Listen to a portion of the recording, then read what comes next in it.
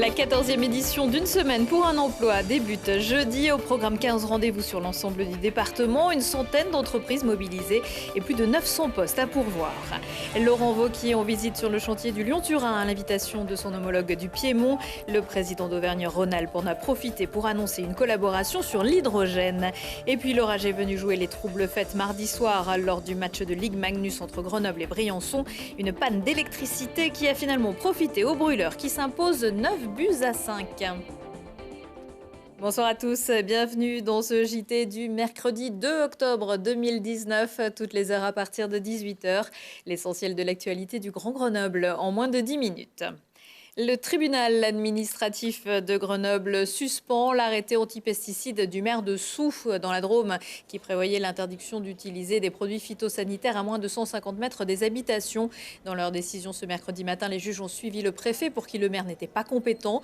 Lors de l'audience, lundi, plusieurs représentants d'associations et des élus étaient venus soutenir Daniel Gilles. Ce dernier a annoncé qu'il ferait appel de cette décision.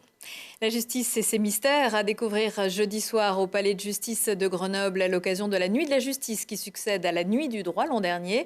Les citoyens sont invités à partir de 16h pour découvrir ou redécouvrir in situ le fonctionnement de la justice et ses institutions. Au programme, simulation d'audience, une conférence sur la peine de mort, des rencontres avec des représentants des métiers de la justice, police ou associations, ou encore un escape game du bureau de vote, entrée libre dans la limite des places disponibles. Des métiers à découvrir également et peut-être à décrocher grâce à l'opération Une semaine pour un emploi qui débute jeudi. Un rendez-vous organisé par le Pôle emploi Auvergne-Rhône-Alpes avec en Isère un premier rendez-vous jeudi à Pôle Sud.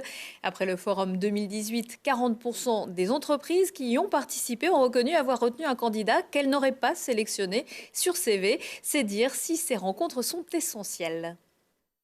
Alors Une semaine pour un emploi, c'est un événement annuel qui est extrêmement important en Auvergne-Rhône-Alpes. Ça se traduit par des forums qui ont lieu à plusieurs endroits du département. Nous avons 15 manifestations et nous allons permettre à plus de 350 entreprises de tenir un stand pour présenter leur recrutement.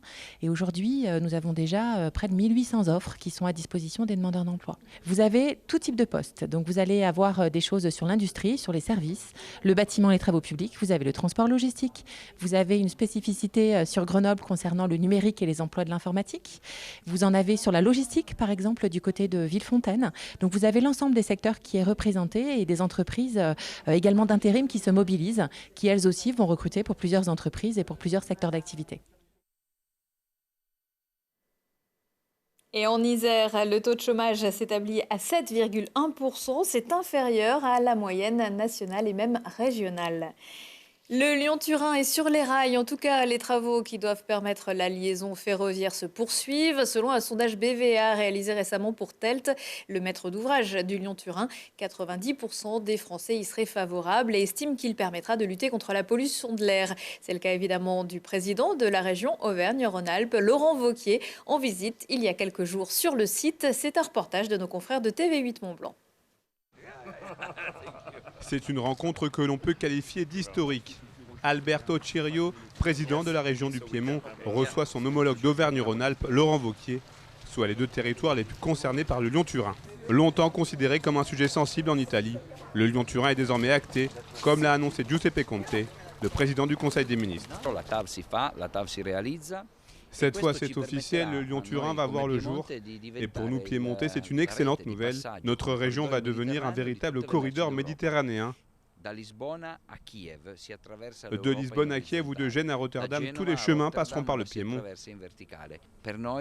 Pour nous, cette liaison n'est pas seulement importante, mais elle est fondamentale et vitale, car le futur de notre région et de notre pays dépendra du Lyon-Turin. Désormais, on peut dire que le Lyon-Turin est enfin sur les bons rails, une décision qui ravit forcément le président de la région Aura, fervent défenseur de la future liaison transalpine. La grande satisfaction, c'est que la bataille est gagnée. Aujourd'hui, le Lyon-Turin est irréversible. Et surtout, moi, je ne comprends pas ceux qui s'opposent à ce projet. Si vous défendez l'écologie, il faut défendre le Lyon-Turin. On n'en peut plus des camions dans nos vallées. Donc l'objectif, c'est de prendre les camions, de les mettre sur le chemin de fer, de s'en débarrasser et de dépolluer nos vallées. C'est ça le Lyon-Turin. Cette visite de Laurent Wauquiez en terre piémontaise dépasse le simple cadre ferroviaire, puisque les deux régions ont décidé de s'unir pour développer une stratégie Alpes vertes. Turin, est leader sur tout ce qui est l'hydrogène. Grenoble, la Savoie, la Haute-Savoie, on est leader sur tout ce qui est l'hydrogène. L'objectif, c'est de se mettre en commun et de faire progresser cette énergie du futur qui permettra d'avoir des voitures qui ne polluent pas. On va mettre nos programmes en commun pour essayer d'être plus forts. Et donc l'objectif, c'est vraiment de poser les bases d'une stratégie européenne alpine commune entre Piémont et Auvergne-Rhône-Alpes. Avec l'avancement du chantier du Lyon-Turin et cette convention Alpes vertes, ce sont donc 2 nouvelles étapes de franchies dans le processus de coopération entre les 2 pays. Et Auvergne-Rhône-Alpes vient de remporter le trophée de l'innovation décerné par Région Magazine pour son programme de développement de l'hydrogène et notamment des stations hydrogène. Après Clermont et Chambéry en fin d'année, Grenoble pourrait avoir la sienne en 2020. L'UT4M pourrait revenir en 2020 également, abandonné en 2019 faute d'avoir pu trouver un accord et les autorisations de passage des élus de la Matésine qui préféraient soutenir le trail des passerelles du Monténard. L'Ultra Tour des 4 massifs pourrait avoir lieu du 16 au 19 juillet en 2020. Donc ce sera du 4 au 12 juillet pour le TPM. Le maire de la Morte, qui était le premier monté au créneau, a néanmoins fixé ses conditions, que la promotion de l'UT4M soit aussi faite autour du massif du Taillefer. La distance maximale du trail des passerelles est de 65 km, 169 km pour l'UT4M. Soirée épique, mardi à Pôle Sud. Grenoble recevait Briançon pour le compte de la 7e journée de Ligue Magnus. Premier but pour les Brûleurs de Loup, 40 secondes après le coup de sifflet de l'arbitre. Arbitre qui quittera finalement la glace pour une entorse de la cheville. L'orage est également venu perturber la rencontre, causant une coupure d'électricité et plongeant la patinoire dans l'obscurité. Pour le reste, un festival de buts et à l'arrivée, une victoire des champions de France en titre sur le score de 9 buts à 5. Pour les Grenoblois, un match à l'image de leur début de saison. Un peu notre souci qu'on a, je trouve qu'à un moment qu'on ait un peu plus de palais, qu'on ait un peu plus de contrôle du match, mais on joue un peu trop facile, puis les joueurs sont pas concentrés sur le système de jeu quand on n'est pas de palais. Puis écoute, aujourd'hui les équipes, il y a beaucoup d'équipes qui jouent sur les comptes, ils prennent beaucoup de risques, puis ça marche parce que les gars ils reviennent pas tout le temps. Mais écoute, c'est début de saison, on en parle beaucoup. Hein. C'est une équipe qui a beaucoup de talent offensif, mais aussi il faut que tout le monde fasse le boulot défensivement. On a eu du mal à se mettre en route dans cette Ligue Magnus, peut-être inconsciemment avec la CHL, le retour au jeu en Ligue Magnus a été un peu compliqué. On a su quand même bien se ressaisir en tant qu'équipe et on a livré des belles petites prestations durant le mois de septembre. Donc voilà, il y a encore beaucoup de choses à améliorer, mais on construit quelque chose qui devrait nous amener loin, je l'espère, comme l'année dernière. Voilà, chaque jour est une étape pour notre vrai objectif, donc c'est à nous de construire là-dessus. Prochaine rencontre pour Grenoble, ce sera vendredi à Mulhouse et ce jeudi de 16 à 19h. Les Brûleurs de Loup et l'EFS organisent une collecte de sang à la patinoire Pôle Sud. Une invitation sera offerte pour chaque donneur qui aura aussi peut-être l'occasion de tenir la main des joueurs et du staff. Moins gaillard devant une aiguille que devant un palais.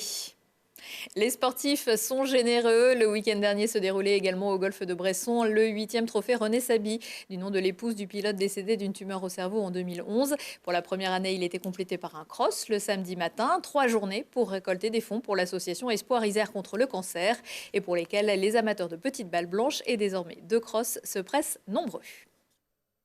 On est très très content parce que c'est la 8e édition, ça progresse chaque année. Et on en est même arrivé à presque refuser du monde, tellement ça se passe bien.